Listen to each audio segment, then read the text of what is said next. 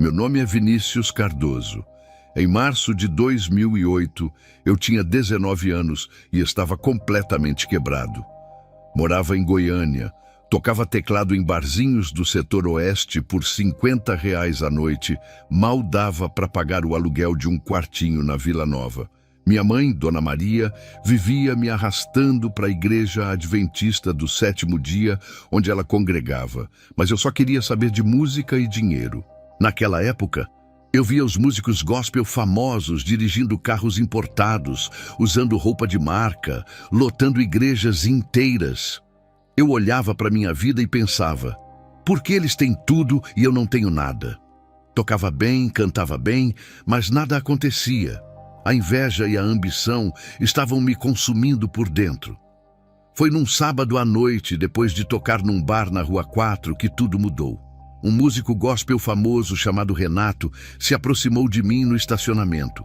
Ele tinha uns 35 anos, dirigia um Civic prata, usava relógio caro, tocava nos maiores eventos gospel do Centro-Oeste. Me chamou para tomar uma cerveja ali mesmo, num boteco ao lado. Sentamos numa mesa de plástico na calçada e ele foi direto ao ponto. Você toca bem, cara, mas está perdendo tempo nesses botecos mixurucas. Ele acendeu um cigarro e continuou. Eu posso te ajudar a chegar onde eu cheguei. Tenho um empresário muito poderoso. Quer conhecer? Meu coração disparou. Perguntei quem era esse empresário, mas ele só sorriu de um jeito estranho e disse, você vai conhecer em breve. 3 dias depois, numa terça-feira de madrugada, eu estava no banco do passageiro do carro dele. Estávamos indo para um sítio abandonado perto de Trindade, uns 20 quilômetros de Goiânia. Renato dirigia em silêncio, fumando. Eu tentava puxar conversa, mas ele só respondia com monossílabos. Quanto mais a gente se afastava da cidade, mais frio eu sentia na barriga. Chegamos por volta das 23 horas. A casa era velha, sem luz elétrica, cercada de mato alto. Renato pegou uma lanterna do porta-luvas e me fez entrar. Dentro tinha velas pretas espalhadas pelo chão de terra batida, iluminando uma mesa de madeira empenada. Em cima da mesa, um livro velho aberto, com páginas amareladas que cheiravam a mofo. Senti um frio percorrer minha espinha. Renato fechou a porta velha atrás de nós. O silêncio era pesado, só o barulho dos grilos lá fora. Ele foi até uma gaveta enferrujada e voltou segurando uma faca de cozinha. É simples, mano. Corta a palma da tua mão e assina aqui com sangue. Você vai ser o maior músico gospel do Brasil. Fama, dinheiro, tudo que você sempre quis. Minha mão tremia tanto que eu mal conseguia segurar a faca. Por um segundo, pensei na minha mãe orando por mim toda a madrugada. Pensei nas pregações que eu ouvia na igreja sobre não fazer pacto com o diabo. Mas o desejo de ser alguém, de sair daquela vida miserável, falou mais alto que tudo. Fechei os olhos e cortei a palma da mão esquerda. A dor foi aguda, o sangue escorreu quente entre meus dedos. Deixei o sangue pingar no papel amarelado do livro. No exato instante que a primeira gota tocou o papel, senti um frio que subia dos meus pés, como se eu tivesse pisado em gelo. Ouvi uma voz grossa, cavernosa, que parecia vir do chão. Agora você é meu. Olhei para o canto escuro da sala e vi uma sombra em pé, mais escura que a própria escuridão, sem forma definida. Mas eu sabia que estava me observando. Meu corpo travou de medo, quis correr, gritar, mas não conseguia me mexer. Renato colocou a mão no meu ombro com força e sorriu satisfeito. Calma, mano. Dói no começo, mas agora a música vai fluir de você como água. Você vai ver. E ele estava certo. Nos dias seguintes, melodias começaram a invadir minha cabeça do nada, principalmente de madrugada. Era como se alguém tivesse ligado um rádio dentro do meu cérebro, e eu não conseguia mais desligar. Nos primeiros 6 meses após assinar o pacto, minha vida virou de cabeça para baixo. Renato me passou um pendrive preto com o que ele chamava de materiais de estudo. Eram vídeos de rituais antigos, filmados em câmeras velhas, áudios de músicas tocadas ao contrário. arquivos com frequências estranhas que faziam minha cabeça latejar. Ele foi claro. Escuta isso todo dia antes de dormir, com fone de ouvido. Não pula nenhum dia. Eu obedecia religiosamente. Toda noite deitava na cama do meu quartinho apertado, colocava o fone e apertava o play. No começo, aqueles sons me davam náusea, uma angústia no peito que eu não sabia explicar. Mas com o tempo, comecei a me acostumar. E pior, comecei a gostar. Era como se aquilo me viciasse. As melodias começaram a vir sempre às 3 horas da manhã. Eu acordava de repente, totalmente desperto, com músicas completas tocando na minha cabeça. Não eram melodias que eu conhecia ou que eu tivesse criado conscientemente. Elas simplesmente apareciam prontas, com letra, harmonia, tudo. Parecia que alguém estava transmitindo aquilo direto para o meu cérebro. Renato me deu um caderno preto no dia do pacto.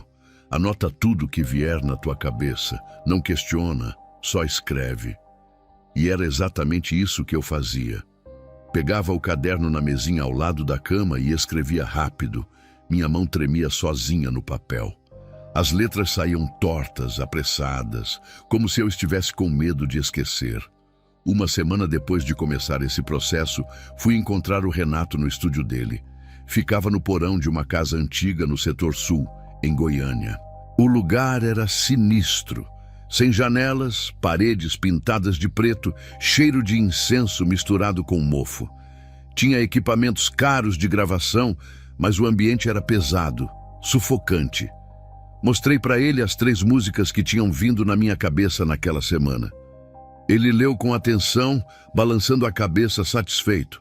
Perfeito, mano. Tá vendo como funciona? Acendeu um cigarro e continuou. Olha, é simples. Certas notas musicais mexem com o subconsciente das pessoas. Você repete o refrão no mínimo 6 vezes, usa a escala menor em Ré ou Mi menor e coloca frases ambíguas. Perguntei o que ele queria dizer com frases ambíguas. Ele deu aquele sorriso torto dele. Tipo assim, recebo teu fogo, vem sobre mim, me consome. A pessoa acha que está adorando a Deus, mas na real está abrindo brecha espiritual. É psicologia musical misturada com outras coisas. A forma como ele disse outras coisas me deu arrepios. Testei a teoria dele. Em junho de 2008, 2 semanas depois de um ritual pesado no sítio, compus uma música numa madrugada de insônia. Acordei às 3h17 da manhã de um sábado com a melodia inteira na cabeça. Peguei meu violão e em 20 minutos a música estava pronta. Chamei ela de Fogo do Céu. A letra falava sobre poder, fogo, transformação, mas era tudo proposital vago. Levei para Renato na segunda-feira seguinte. Gravamos no estúdio dele naquela mesma semana. Durante a gravação, ele fez uns truques estranhos na mixagem. Colocou sussurros quase inaudíveis nas faixas de fundo, vozes que eu não conseguia entender direito. Inverteu alguns trechos da harmonia sem me explicar o porquê. Quando terminou, tocou a música para mim com aquele sorriso satisfeito. A música ficou grudenta demais. Eu mesmo não conseguia parar de cantarolar. Renato se recostou na cadeira do estúdio e disse profeticamente: essa aqui vai longe, pode anotar. Em 3 meses vai estar tocando em 50 igrejas. Eu ri, achei exagero. Mas ele não estava brincando. Em setembro de 2008, Fogo do Céu já tocava em mais de 50 igrejas do estado de Goiás. E era só o começo da minha destruição. Em agosto de 2008, 5 meses após o pacto, comecei a frequentar a Igreja Renascer em Cristo no setor Bueno. Era um dos maiores templos de Goiânia, com capacidade para 800 pessoas, telão gigante, luzes coloridas, som profissional. Parecia mais uma casa de show do que uma igreja. Era o lugar perfeito para o meu plano. Fingi ser um recém-convertido que tinha largado a vida de músico secular e as baladas. Inventei uma história de transformação. Falei que tinha tocado em bares e festas, mas que Deus tinha me chamado. O pastor, um homem carismático de uns 42 anos, chamado Elias, me recebeu de braços abertos. Bem-vindo à família, irmão Vinícius. Deus vai usar seu talento aqui, tenho certeza. Nos primeiros cultos, eu ia quieto, sentava lá atrás, observava tudo. Quando me chamavam para tocar teclado, ia com humildade, tocava baixinho, não chamava atenção. Levantava as mãos durante as músicas, fechava os olhos, balançava a cabeça. Até deixava algumas lágrimas escorrerem às vezes. Tudo friamente calculado, ensaiado. Em 3 semanas já tinha ganhado a confiança do líder de louvor. Ele se chamava Daniel, tinha 25 anos, era guitarrista e apaixonado por Deus de verdade. Aquele tipo de crente puro, ingênuo, que acreditava em todo mundo. Me convidou para ensaiar na casa dele, num apartamento simples na Vila Monticelli. A gente tocava, comia pizza, ele falava de Jesus com os olhos brilhando. Daniel me contava dos sonhos dele para o ministério de louvor, de como queria ver vidas transformadas através da música. Enquanto ele falava com aquela sinceridade toda, eu fingia concordar, balançava a cabeça, dizia amém. Mas por dentro sentia nojo de mim mesmo. Eu sabia que estava enganando um cara bom, um cara de coração puro. Em janeiro de 2009, 6 meses depois que comecei a frequentar, o pastor Elias me chamou para uma conversa. Irmão Vinícius, eu e Daniel temos orado e sentimos que Deus quer que você assuma a liderança do ministério de louvor. Meu coração disparou. Fingi surpresa, fingi humildade, disse que não merecia. Mas por dentro eu sabia. O plano estava funcionando perfeitamente. Daniel ficou feliz com minha liderança. Ele não tinha inveja, não tinha ciúme, só queria servir. Continuou como guitarrista, sempre ao meu lado no palco, sorrindo, levantando as mãos, sem desconfiar de absolutamente nada. Aquilo me corroía por dentro, mas eu empurrava a culpa para baixo do tapete. Eu tinha um pacto a cumprir. Foi aí que comecei a introduzir Fogo do Céu nos ensaios. Galera, compus uma música nova, queria que vocês ouvissem. Toquei no violão bem simples, com aquela humildade falsa. A equipe toda amou. Que unção, irmão! Isso veio de Deus. Daniel abraçou meu ombro. Cara, essa música é poderosa. A gente tem que colocar no repertório. Em 2 semanas, Fogo do Céu estava no repertório oficial dos cultos. A igreja inteira cantava de olhos fechados, mãos levantadas. Alguns caíam no chão, dizendo que era o mover do Espírito Santo. Eu olhava aquilo do palco, tocando meu teclado, e pensava gelado. Se vocês soubessem de onde veio essa música, se vocês soubessem o que eu fiz para compor ela. A música começou a se espalhar. Outras igrejas pediam a cifra. Pastores me ligavam querendo que eu fosse ministrar louvor nos cultos deles. Minha agenda começou a lotar. O Renato ligava toda semana. Tá vendo, brother? Eu te disse, e isso é só o começo. Mas enquanto minha carreira decolava, eu começava a perceber sinais estranhos ao meu redor. Coisas que não deviam estar acontecendo numa casa de Deus. Fogo do Céu se espalhou como um vírus. A letra parecia linda e inofensiva. Derrama teu fogo. Eu recebo o poder, que as chamas desçam, me faça renascer. Teu fogo me queima, teu fogo me transforma. Recebo tua glória, recebo tua forma. Era grudenta, o tipo de refrão que entrava na cabeça e não saía mais. As pessoas cantavam no carro, no banho, durante a semana inteira. Em 2010, 2 anos após compor a música, gravei ela profissionalmente no estúdio do Renato. Investimos em mixagem de qualidade, contratamos um violinista para fazer arranjos, bateria envolvente. A produção ficou impecável, nível de grandes gravadoras gospel. Foi durante essa gravação que Renato fez aqueles truques dele na edição final. Ele passava horas mexendo nas frequências baixas, ajustando coisas que eu nem entendia. Colocava vozes sussurradas que o ouvido humano quase não percebia. Camadas, e mais camadas de harmonia invertida. Quando perguntei o que ele estava fazendo, ele respondeu sem nem olhar para mim. É para dar atmosfera espiritual, brother. Confia no processo. Postei a música no YouTube em abril de 2012. Fiz um vídeo simples, eu tocando violão, imagens de cultos, nada muito elaborado. Em 3 meses, tinha 100 mil visualizações. Em 6 meses, 500 mil. Os comentários eram sempre os mesmos. Que música ungida! Sinto a presença de Deus quando ouço. Essa canção transformou minha vida. Igrejas de todo o Brasil começaram a me procurar. São Paulo, Brasília, Mato Grosso, Bahia, até do Nordeste chegavam mensagens pedindo a cifra.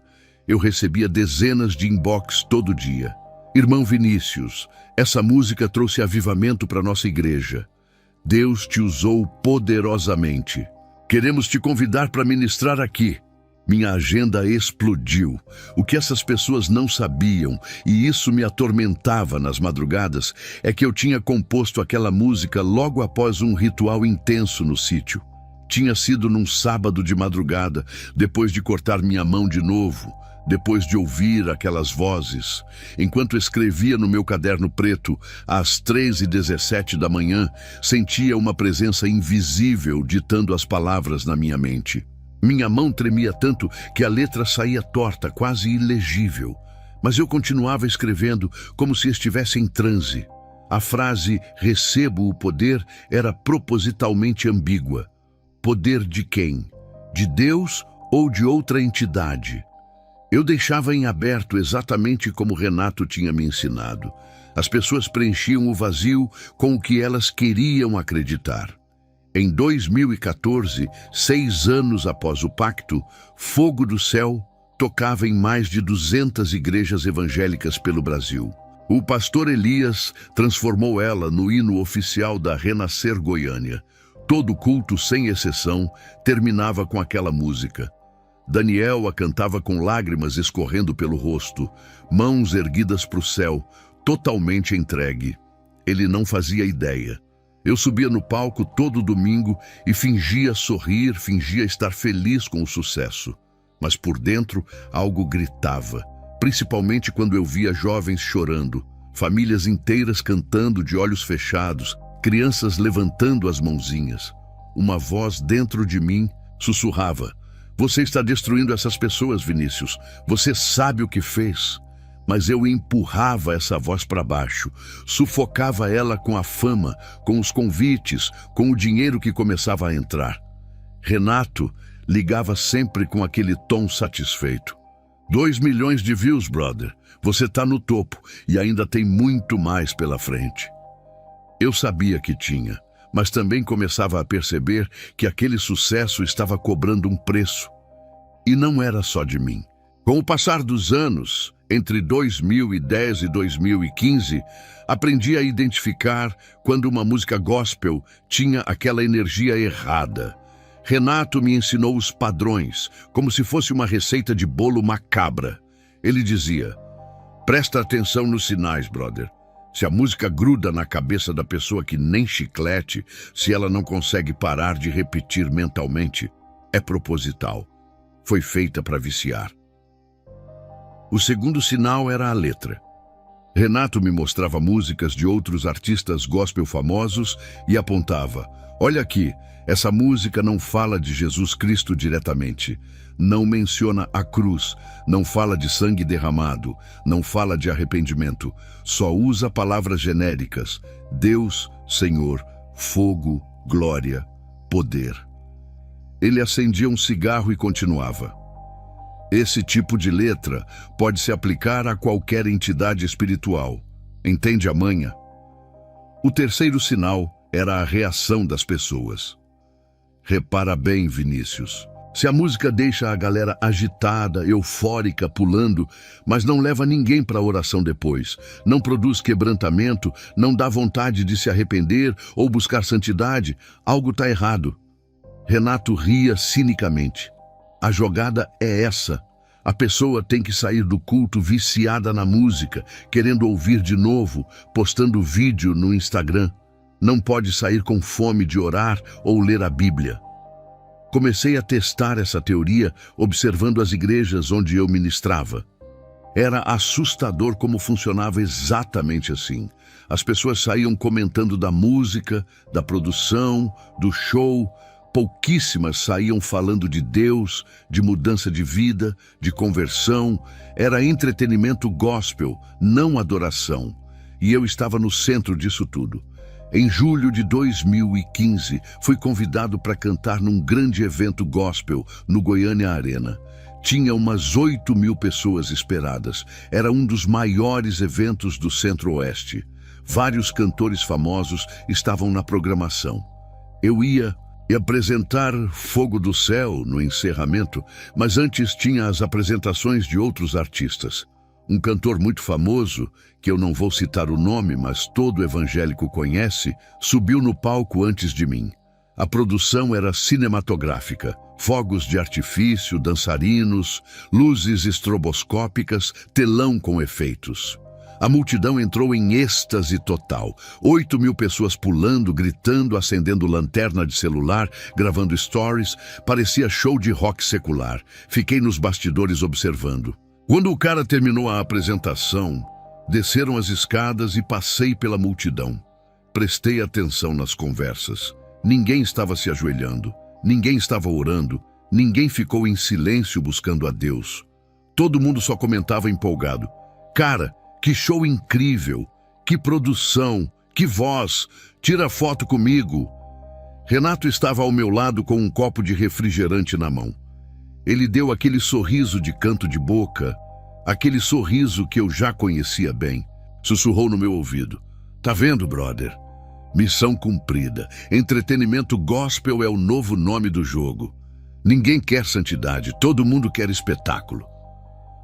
Aquelas palavras entraram como uma faca no meu peito. Naquele momento, algo se mexeu dentro de mim pela primeira vez em 7 anos. Uma dúvida, uma inquietação que eu não conseguia mais ignorar. Olhei para aquelas 8.000 pessoas, para o palco imenso, para as luzes caras e pensei, o que eu estou fazendo? Será que eu estou realmente do lado certo dessa guerra? A pergunta ficou martelando na minha cabeça, mas eu empurrei ela para baixo de novo. Tinha que subir no palco em 15 minutos. Tinha que cantar Fogo do Céu para 8.000 pessoas. Tinha que fingir que estava tudo bem. Fui para o camarim, olhei no espelho, ajeitei a roupa de marca que eu usava agora. O reflexo que me olhava de volta parecia um estranho. Alguém que eu não reconhecia mais. Entre 2010 e 2016, 6 anos de envolvimento profundo, vi muita gente boa se destruir. Na igreja Renascer do Setor Bueno, 3 casamentos de líderes terminaram sem explicação lógica. Casais que pareciam sólidos, que serviam juntos há anos, de repente começaram a brigar, a trair, a se separar. Ninguém entendia o que estava acontecendo. O próprio pastor Elias começou a mudar. Ele, que sempre foi calmo, equilibrado, começou a brigar publicamente com a esposa nos bastidores dos cultos. Eu via e fingia não ver, desviava o olhar. O tesoureiro da igreja, um homem sério chamado Ademir, foi pego desviando 80 mil reais da conta. Ele chorou na frente de todo mundo. Eu não sei o que deu em mim, não sei explicar. O Ministério Infantil perdeu 5 professoras em 6 meses, todas com crises de ansiedade, síndrome do pânico, depressão severa. Uma delas me procurou no estacionamento depois de um culto tremendo. Vinícius, eu não aguento mais entrar nessa igreja. Sinto um peso, uma opressão que eu nunca senti antes. Dei um abraço nela, orei. Mas por dentro eu sabia o que estava causando aquilo. Daniel, meu amigo guitarrista, aquele rapaz puro de 25 anos que me acolheu no começo, começou a beber escondido. Em 2014, ele me confessou chorando no estacionamento da igreja depois de um ensaio. Mano, não sei o que está acontecendo comigo. Eu oro, leio a Bíblia, jejuo, mas parece que Deus não me responde mais. É como se tivesse um vidro grosso entre eu e ele. Ele continuou chorando, enxugando o rosto com a manga da camisa. Tô bebendo toda noite para conseguir dormir, Vinícius. Acordo 3 horas da manhã com pesadelos horríveis. Minha noiva terminou comigo porque disse que eu mudei, que não sou mais o mesmo. Aquilo me corroeu por dentro. Eu queria gritar a verdade. Queria contar tudo, mas não conseguia. O medo era maior que a culpa. Mas o pior caso, o que me marcou para sempre, foi o da Júlia.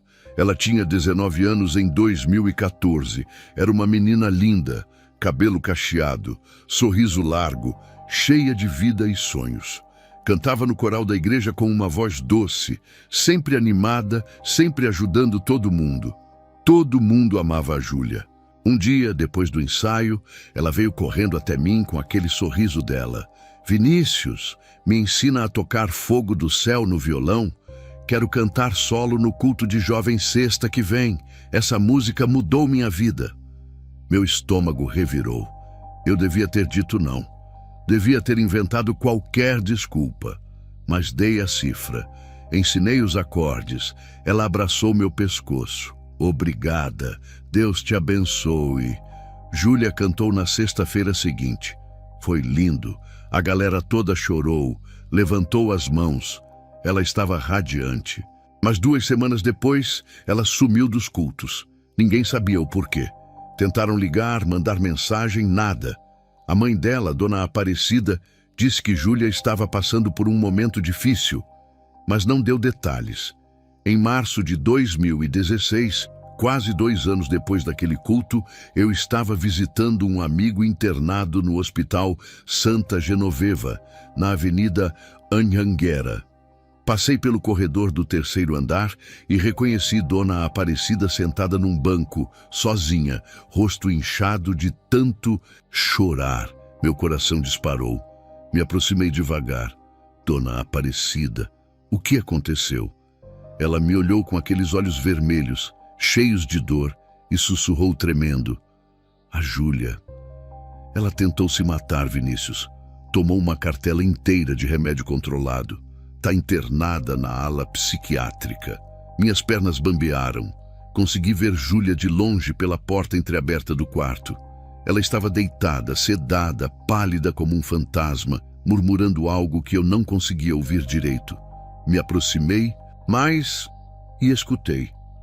A música não sai da minha cabeça. Não sai, não para. Fogo do céu, fogo do céu... Saí correndo daquele hospital com as mãos tremendo tanto que não conseguia segurar a chave do carro. Sentei no banco do motorista e pela primeira vez em 8 anos de pacto, chorei. Chorei feito criança. A culpa me engoliu inteiro. Pensei em desistir de tudo, em parar. Mas o medo do que eles fariam comigo era grande demais. Entre 2012 e 2018, enquanto as pessoas ao meu redor se destruíam, minha carreira gospel explodiu. Assinei contrato com a gravadora Omega Music, Fogo do Céu. Ultrapassou 2 milhões de visualizações no YouTube. Eu recebia em média R$5.000 por show. Fazia 3 apresentações por mês, às vezes até 4. O dinheiro finalmente estava entrando. Comprei um Toyota Corolla 2015, 0 km, cor prata. Aluguei um apartamento de 2 quartos no setor Marista, um dos bairros nobres de Goiânia. Comprava roupa de marca, tênis importado, comia em restaurantes caros. Minha mãe, Dona Maria, ficava radiante de orgulho. Tá vendo, meu filho? Eu sempre soube que Deus ia te abençoar. Você é a prova viva de que oração funciona. Ela não fazia ideia do preço que eu pagava por trás de todo aquele sucesso. A cada 3 meses, como um relógio, o telefone tocava. Sempre o mesmo padrão. Terça ou quinta-feira, 10 horas da noite. Era o Renato. E aí, brother? Tá na hora de renovar o compromisso. Renovar era o termo que a gente usava. Mas eu sabia bem o que aquilo significava. Voltávamos àquele sítio maldito em Trindade. Sempre à meia-noite. O ritual era sempre o mesmo. Cortar a palma da mão esquerda com uma gilete nova, deixar o sangue pingar naquele livro velho e amarelado, recitar palavras que eu nem entendia direito, mas que saíam automáticas da minha boca. Cada vez ficava mais difícil, mais nojento, mais pesado. Uma vez, em 2015, Renato apareceu com um saco plástico preto. Dentro tinha uma galinha viva. Meu estômago embrulhou. Ele tirou o bicho do saco, segurou firme pelo pescoço e degolou ali na minha frente. O sangue espirrou na terra batida, nas velas pretas, na minha calça. Eu virei o rosto, quase vomitei. Renato riu da minha cara. Achou que sucesso vem de graça, playboy. Tudo tem preço nessa vida. Mas o pior não eram os rituais nojentos do sítio. O pior era o que acontecia depois quando eu voltava para casa. Eu não conseguia mais dormir direito. Todas as noites, entre 2 e 3 horas da manhã, acordava com um peso insuportável no peito. Era como se alguém invisível sentasse com força sobre mim, me sufocando, me esmagando. Ficava em paralisia do sono vários minutos, totalmente consciente, mas sem conseguir mexer um dedo sequer. Ouvia sussurros ao redor da cama, vozes rindo, vozes zombando. Você é nosso. Não tenta sair. Você assinou com sangue. Não tem volta. Quando finalmente conseguia me mexer, levantava suado, com taquicardia, tremendo de medo. Comecei a desenvolver gastrite nervosa severa. Emagreci 12 quilos em 6 meses. Meu cabelo começou a cair aos montes no chuveiro. Fui em 3 médicos diferentes no Einstein, fiz endoscopia, tomografia, exames de sangue completos. Gastei uma fortuna. Todos disseram a mesma coisa. É estresse, ansiedade, você precisa desacelerar, tirar férias. Mas eu sabia que não era só isso. Em setembro de 2017, quase 10 anos de pacto, pensei seriamente em desistir de tudo. Em sumir, parar de cantar, largar o gospel, mudar de cidade. Naquela mesma semana, numa quinta-feira à tarde, eu dirigia sozinho pela BR-153, voltando de um show em Anápolis. O trânsito estava tranquilo, céu limpo, eu ia a 90 quilômetros por hora. Do nada, o freio do meu Corolla falhou completamente. Pisei com força, nada. Pisei de novo. O pedal afundou até o fim, mas o carro não diminuiu. Pior, começou a acelerar sozinho. Entrei em pânico total. Agarrei o volante com força. Desviei de uma carreta por centímetros. Subi no acostamento de terra e bati de frente numa placa de sinalização. O airbag estourou no meu rosto. Tudo ficou branco. Quando a polícia rodoviária e o guincho chegaram, o mecânico analisou o carro. Cara, isso aqui foi sabotagem. Alguém cortou o fluido de freio por baixo. Você tem inimigo? Eu saí daquele acidente sem um arranhão, mas entendi perfeitamente o recado. Eles não iam me deixar sair dessa vivo. Em 19 de novembro de 2022, um sábado à noite, fui convidado para cantar na Conferência Renovo Goiás. Era um dos maiores eventos gospel da região centro-oeste, realizado no Goiânia Arena. Mais de 15 mil pessoas eram esperadas, estrutura gigantesca, telões enormes, cantores famosos na programação. Eu ia apresentar Fogo do Céu no palco principal às 9 horas da noite. Cheguei cedo, umas 7h30. Fui para os bastidores me preparar, afinando meu teclado, conversando com os técnicos de som.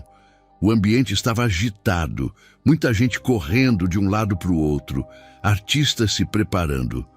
Eu estava concentrado quando senti uma mão tocar no meu ombro. Me virei e vi uma senhora idosa me olhando com aqueles olhos firmes. Ela tinha uns 67 anos, baixinha, cabelos totalmente brancos presos num coque simples. Usava roupa modesta, sem luxo. Mas tinha algo nos olhos dela que me deixou desconcertado. Uma firmeza, uma autoridade silenciosa. Ela sorriu gentil e disse: "Boa noite, filho. Meu nome é Sandra. Posso falar com você um minutinho?" Achei estranho, mas algo nela me fez acenar que sim. A gente se afastou um pouco do movimento dos bastidores. Ficamos ali num canto mais reservado. Ela segurou minha mão direita com as 2 mãos dela, que eram quentes e firmes. Olhou fundo nos meus olhos e começou a falar com uma voz calma, mas penetrante. Filho, há 40 anos eu acordo todo dia às 3 horas da manhã para orar. É meu compromisso com Deus. Nunca falhei um dia. Ela apertou minha mão um pouco mais forte. Essa semana inteira, Deus me mostrou você em sonho 3 vezes seguidas. Na primeira noite, vi você amarrado por correntes grossas de ferro, numa sala escura, gritando por socorro, mas ninguém ouvia. Meu coração começou a disparar. Como essa mulher sabia? Ela continuou. Na segunda noite, o sonho se repetiu. Você estava lá, amarrado, desesperado, chorando. Mas na terceira noite, Jesus entrou naquela sala. Ele entrou com uma luz tão forte que eu mal conseguia olhar.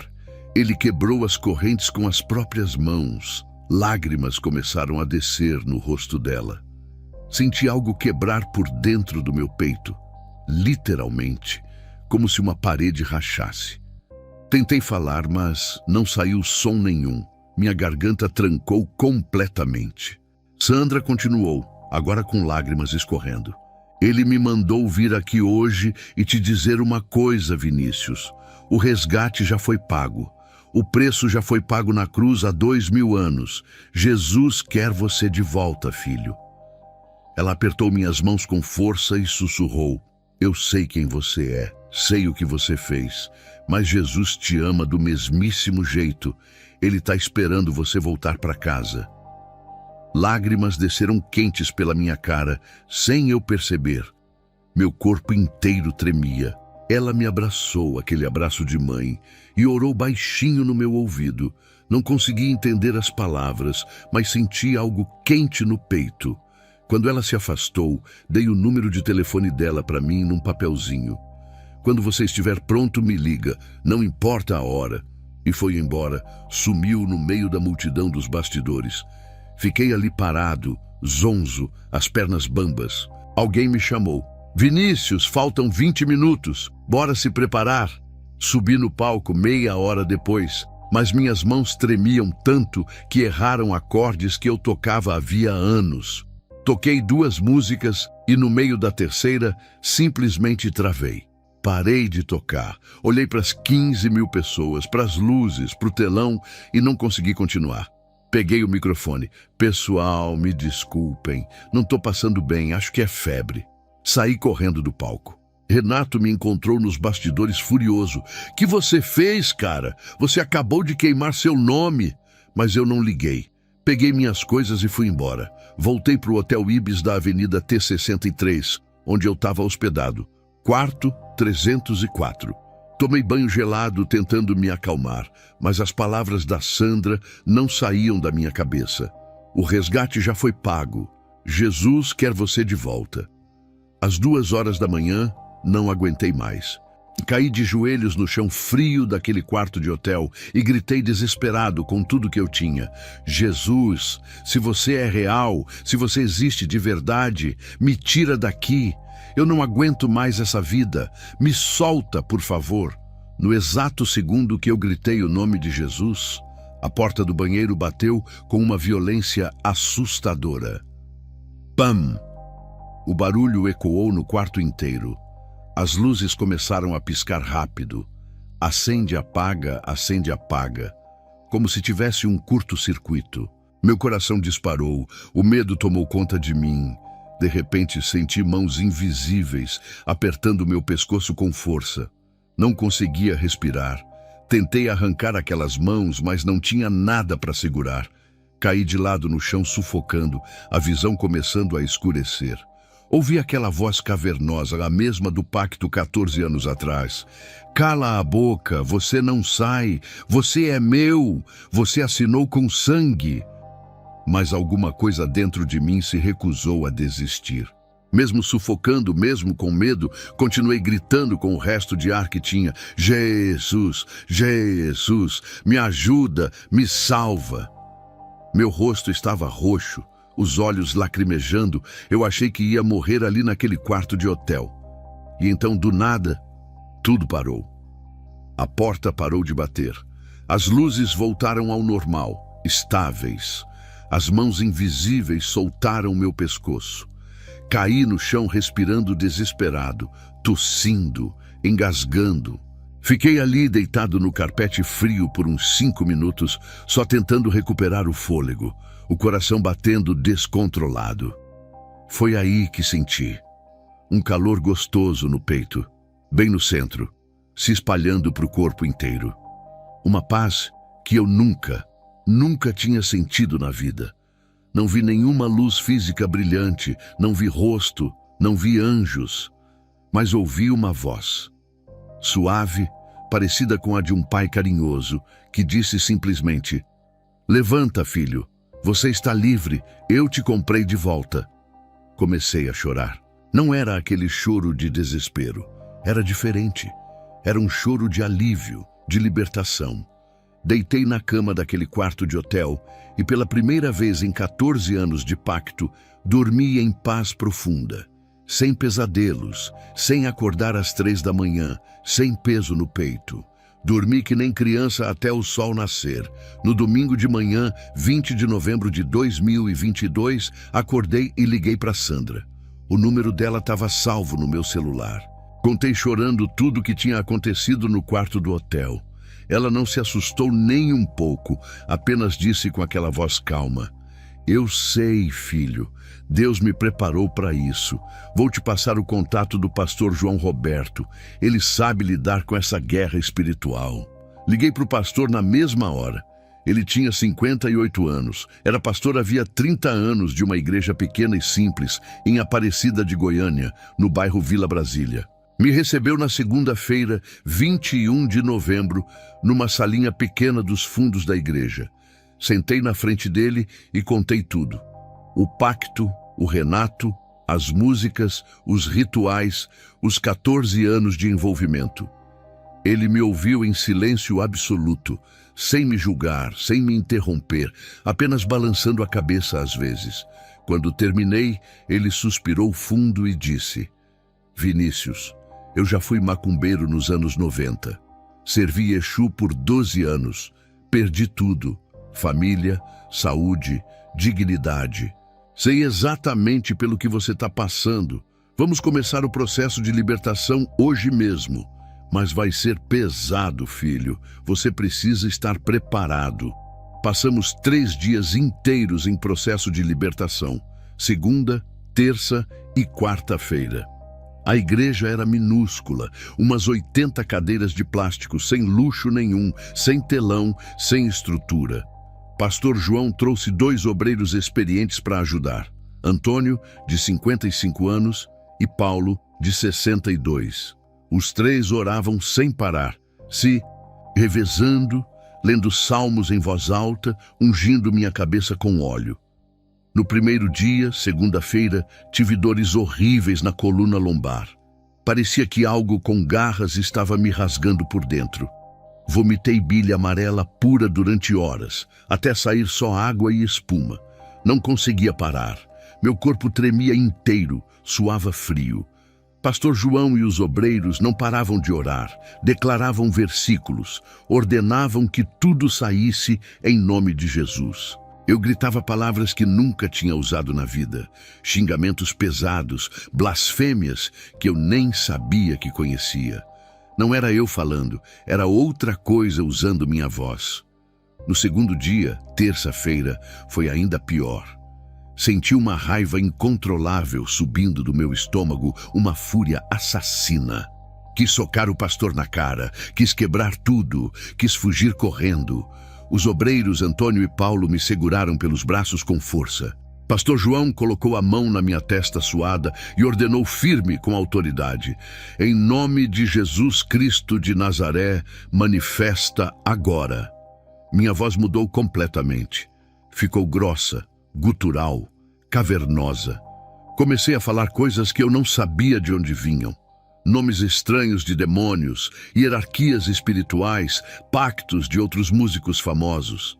Pastor João pegou um caderno velho e anotava tudo rapidamente com uma caneta azul.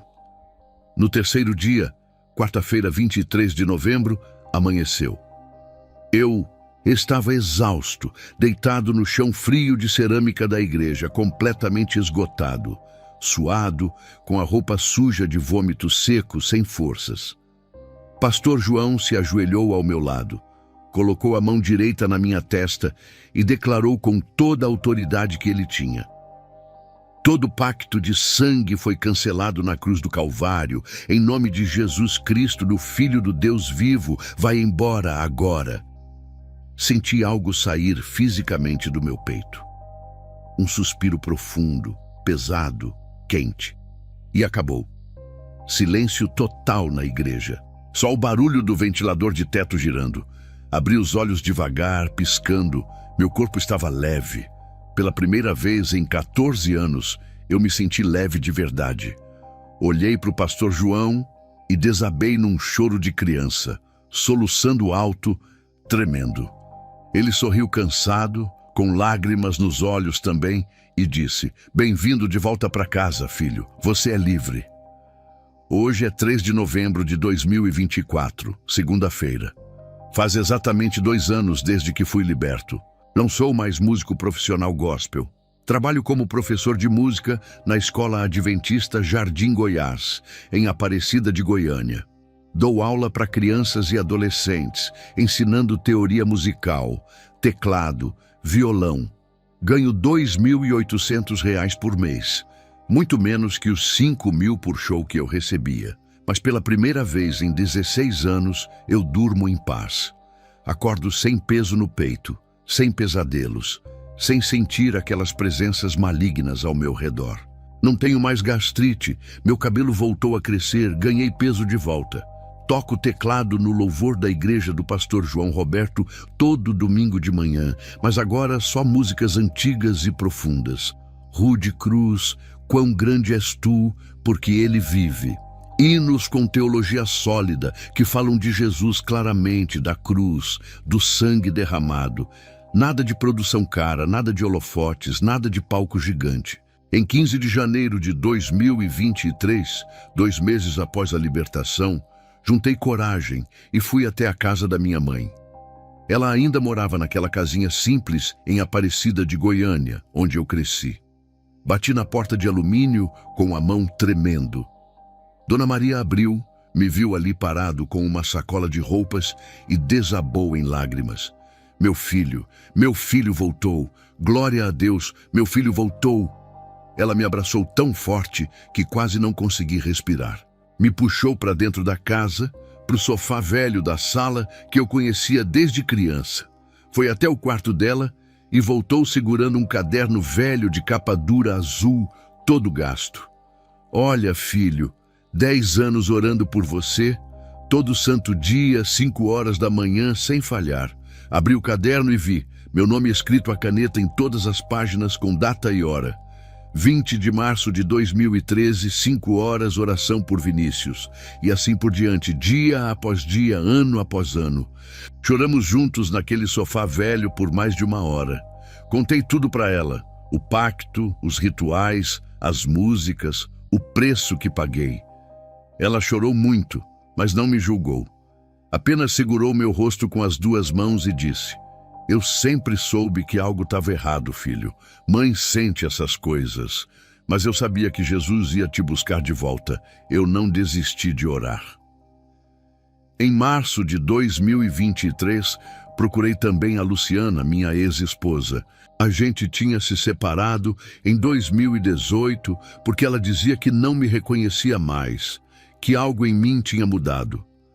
Descobri que ela estava congregando numa igreja batista, tinha se casado de novo, estava reconstruindo a vida.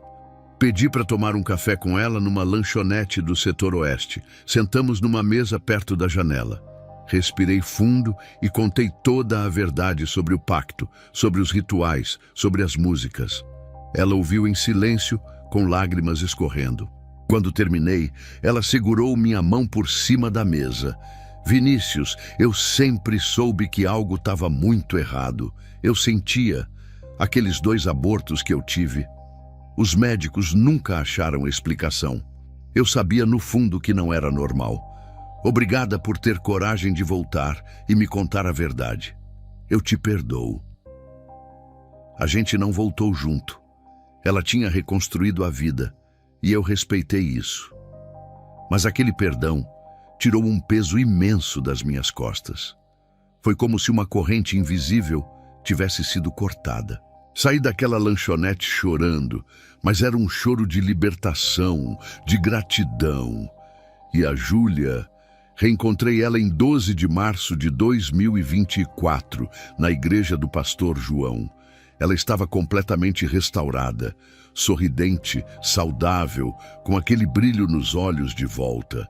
Cantava no ministério de louvor, sua voz doce enchendo a igreja pequena. Quando me viu, largou o microfone e correu. Me abraçou com força e começou a chorar no meu ombro. Vinícius, quando eu soube que você tinha sido liberto, que você tinha saído daquilo tudo, eu tive esperança de novo. Eu estava internada, tomando remédio controlado, achando que ia morrer louca. Mas Deus usou a sua história de conversão para salvar a minha vida. A gente chorou junto ali no meio da igreja. Pastor João veio e orou por nós dois, agradecendo a Deus pela restauração. Hoje eu lidero um grupo de apoio toda quarta-feira, às 8 horas da noite, na igreja do pastor João. É para músicos, cantores e artistas que querem sair do ocultismo, de pactos, de envolvimento com trevas. Já vieram 17 pessoas desde abril de 2023. 5 foram completamente libertas e hoje servem a Deus de verdade. As outras ainda estão em processo, mas não desistiram. Em agosto de 2024, compus uma nova canção. Chamei ela de Resgatado do Abismo. É simples, sem produção cara, sem truques de estúdio. Gravei no meu celular mesmo, só eu e o violão. Mas quando ela toca na igreja, pessoas choram, são tocadas, algumas até são libertas. A diferença é clara. Agora tem unção verdadeira do Espírito Santo. Não tem manipulação, não tem frequência escondida, não tem ritual macabro por trás. É só adoração pura e sincera. Meu alerta final para você que está ouvindo ou lendo isso agora. Teste as músicas que você canta. Se ela te deixa viciado, mas não te aproxima de Deus, se não te leva para a oração, se não produz santidade na sua vida, descarte. Se o cantor vive como estrela de Hollywood, ostentando luxo, mas não vive como servo humilde de Cristo, desconfie. Se a igreja parece mais uma casa de show, com mais investimento em produção do que em oração, questione. E se você, assim como eu estive por 14 anos, está preso num pacto, num envolvimento com o ocultismo, com magia, com trevas, saiba de uma coisa, eu consegui sair. Jesus me resgatou do fundo do poço, do fundo do inferno literal, e Ele pode resgatar você também. O resgate já foi pago há 2000 anos atrás na cruz do Calvário. O sangue de Jesus é mais forte que qualquer pacto de sangue que você tenha assinado. Você só precisa fazer o que eu fiz naquele quarto de hotel, clamar de coração sincero. Jesus, me tira daqui, me salva, eu não aguento mais. Ele vai, Ele é fiel, Ele cumpre o que promete. Eu sou a prova viva disso. Meu nome é Vinícius Cardoso, tenho 36 anos e hoje eu sirvo ao Deus verdadeiro. Não por obrigação, não por medo, mas por amor e gratidão. Porque Ele me resgatou quando eu não merecia. Porque Ele pagou o preço que eu nunca poderia pagar. E se Ele fez isso por mim, pode fazer por você também.